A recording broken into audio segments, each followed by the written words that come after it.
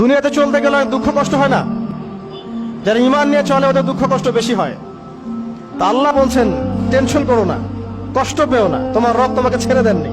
ওয়ালা সাউফা ইউতিকা রাব্বুকা ফাতারদা, তোমার রব তোমাকে শীঘ্রই দান করবেন আর তুমি সন্তুষ্ট হয়ে যাবে। আলাম ইয়াজিদকা ইয়াতীমান ফাআওয়া, আল্লাহ বলছেন আল্লাহ কি তোমাকে ইয়তীম রূপে পাননি?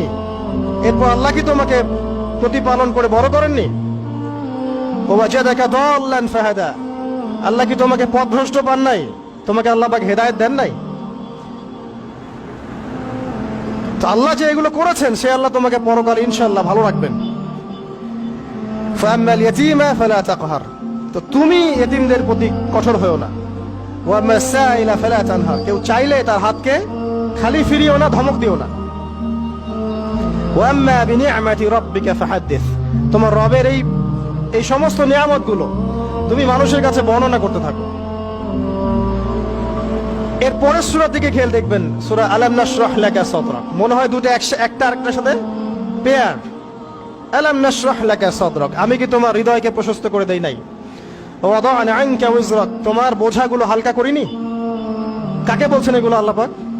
রাসূলুল্লাহ সাল্লাল্লাহু আলাইহি ওয়াসাল্লাম। তো যে মানুষটা জান্নাতে যাবে নিশ্চিত, এবং যিনি জান্নাতের দরজা না খুললে জান্নাতের দরজা কারো জন্য খোলা হবে না, যে মানুষটা হচ্ছে ভদ্র, স্মার্ট, বিচক্ষণ, কোনো মানুষ পৃথিবীতে নাই। সকল ধর্মের মানুষ মানে এটা। কিছু আছে শয়তান, মানুষ টুপি শয়তান, এরা মানে না, বাট দেখবেন ম্যাক্সিমাম মানুষই মানে, হোক সে ইহুদি বা খ্রিস্টান বা হিন্দুইজম বা মুসলিমরা তো মানেই, সবাই মানে। এই মুহাম্মদ সাল্লাল্লাহু আলাইহি ওয়াসাল্লামের মতো স্মার্ট, বিচক্ষণ, ভদ্র, সুচরিত্রের মানুষ পৃথিবীতে কোনোদিন আসেও নি, আসবেও না। তো সেই নবীর জীবনটা আপনি পড়ে দেখবেন, আর রাহিকুল মাখতুম বইটা, যে চড়াই আর উতরাই, খালি দুঃখ, কষ্ট, যন্ত্রণা, লাঞ্ছনা, কন্টিনিউয়াসলি। আমাদের নবী সাল্লাল্লাহু আলাইহি ওয়াসাল্লাম তো 1 মাস শান্তিতে ঘুমানো নাই নবী হওয়ার পরে। যখন তিনি মারা যান, ফাতিমা রাদিয়াল্লাহু আনহার কথা মনে আছে না? কানে কানে কি জানি বললেন। তখন আমাদের নবী একটা কথা বলেছিলেন, আমি এই বয়সে সে কথাটা বুঝি, মাদ্রাসা লাইফে, ইউনিভার্সিটি লাইফে বুঝিনি।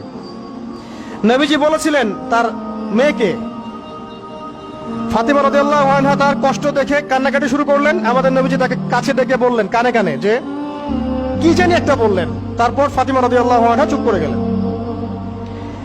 তো পরে জিজ্ঞাসা করা হলো কি বলেছিলেন, তিনি বললেন আল আব্বাজান বলেছেন আজকের পর তোমার আব্বার কোনো কষ্ট থাকবে না,